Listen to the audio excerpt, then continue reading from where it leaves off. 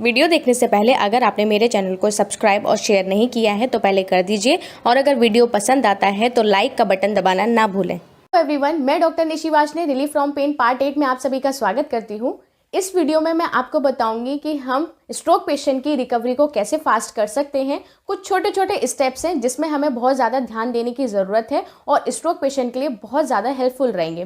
तो अगर मैं बात करूं कि स्ट्रोक होने के चांसेस क्या क्या हो सकते हैं और होता कैसे है। स्ट्रोक हमारा ब्रेन में प्रॉपर ब्लड सप्लाई ना होने की वजह से जो हमारे छोटे छोटे टिश्यूज़ होते हैं ब्रेन में, उनमें ऑक्सीजन नहीं मिल पाती है, तो हो सकता है उसकी वजह से स्ट्रोक होने के चांसेस हो जाएं। सेकेंड, अगर मैं बात करूं हाई ब्लड प्रेशर की वजह से भी ब्रेन में स्ट्रोक होने के चांसेस बहुत ज़्यादा हो सकते हैं। थर्ड, अगर मैं बात करूं तो एक्सीडेंट की वजह से भी स्ट्रोक होने के चांसेस हो सकते हैं।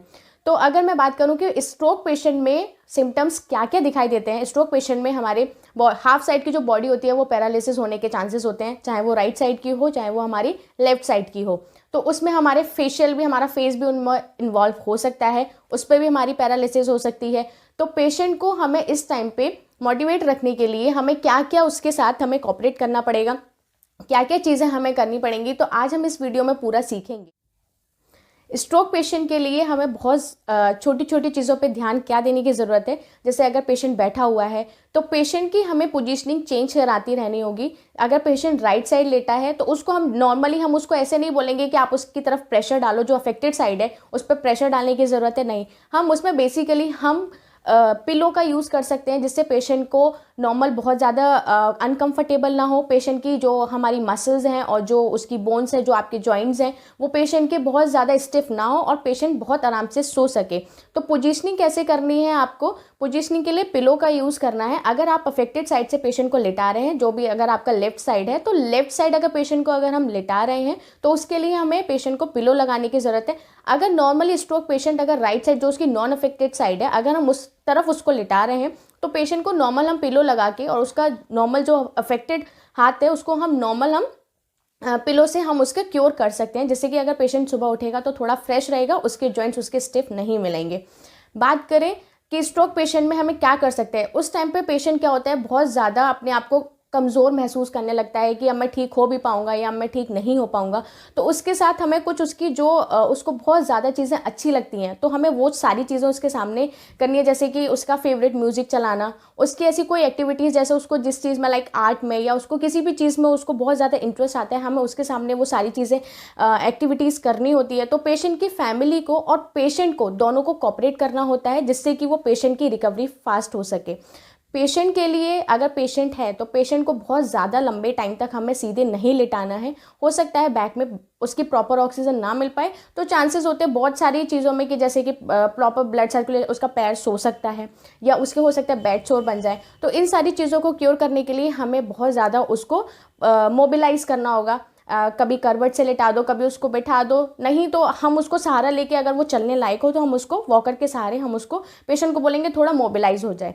अब मैं बात करूं कि जैसे कि छोटी छोटी एक्टिविटीज़ में हम कर सकते हैं। पेशेंट अगर बैठा होता है तो पेशेंट के पास मतलब लाइक बहुत ज़्यादा वो ये सोचता है कि मैं क्या करूं, तो उसको खाली होता है उस टाइम पे पेशेंट कुछ नहीं कर सकता है, जस्ट नॉर्मल उसके साथ बात करने के लिए नॉर्मल है। तो अब उस टाइम पे वो पेशेंट सिर्फ ये सोचेगा कि रिकवरी के लिए क्या कर सकता है। तो जो छोटे छोटे जॉइंट्स हैं पेशेंट उन पे ज़्यादा ध्यान दे, जैसे कि उसके फिंगर का हो गया तो फिंगर के लिए जस्ट नॉर्मल वो इस तरीके से कर सकता है। रिस्ट हो गया तो रिस्ट के लिए वो जस्ट नॉर्मल इस तरीके से अपने कलाई को ऊपर नीचे कर सकता है। तो उससे उसके पूरे हाथ में और अफेक्टेड साइड में प्रॉपर ब्लड सर्कुलेशन होने के चांसेस होते हैं और हमारे जो भी इंडिकेटर्स होते हैं हमारे मतलब नर्वस सिस्टम्स में, जो हमारे रिसेप्टर्स होते हैं उनमें इंडिकेट होता है कि हाँ कुछ मूवमेंट हो रहा है, तो वो इनिशिएट करते हैं मूवमेंट के लिए।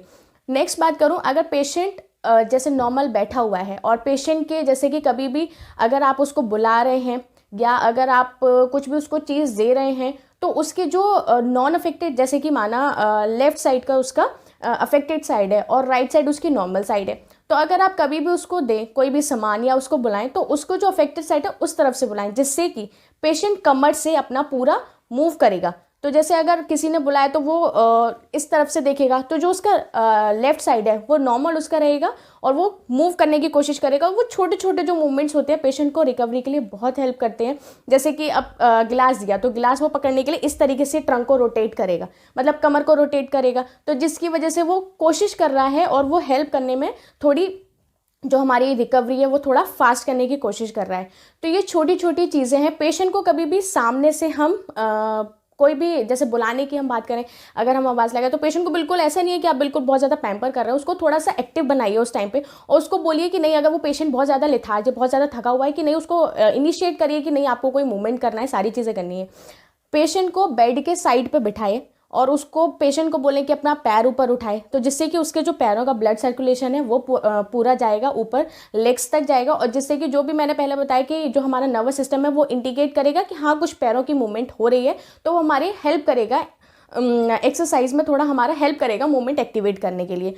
तो ये छोटी छोटी चीज़ें हैं जिसमें हम स्ट्रोक पेशेंट के साथ कोऑपरेट कर सकते हैं। और स्ट्रोक, जैसे मैंने बताया कि स्ट्रोक पेशेंट को हमेशा मोटिवेट रखने की, हमें जितना हो सकता है कि हम उसको थोड़ा एक्टिव बनाएं और उसके साथ हम कोऑपरेट करें और सारी उसकी फेवरेट चीज़ें उसके साथ हम करते हैं, जिससे कि उसको थोड़ा सा एंजॉय, और वो थोड़ा सा ये ना समझे कि हाँ मैं बहुत ज़्यादा कमज़ोर हो चुका हूँ, या बहुत ज़्यादा, ये बहुत पेशेंटों में कंप्लेन आती है, जैसे मैंने बहुत सुना है कि पेशेंट बहुत ज़्यादा कि बात करता नहीं है, बहुत चिड़चिड़ा हो जाता है। ये सारी चीज़ें होती हैं क्यों? क्योंकि हम उसको बिल्कुल अकेला छोड़ देते हैं। तो हमें अकेला नहीं छोड़ना है, उसके साथ हमें बातें करते रहनी है, उसके साथ वो सारी चीज़ें करनी है जो उसको पसंद है। तो इससे उसके ब्रेन में जो भी आपकी जो उसको सिग्नल मिलेगा कि हाँ अब कुछ अच्छा हो रहा है, और वो देख के जितना अच्छे से, जैसे हम लोग कुछ भी काम करते हैं तो देख के हम बहुत ज़्यादा अच्छा करते हैं, तो इस चीज़ के लिए हम उसके सामने सारी चीज़ें अच्छे से करें और वो देख के उसको अंदर से वो आए कि हाँ ये मैं कर सकता हूँ, तो वो खुद ही अपने आप से सारी चीज़ें करने लगेगा।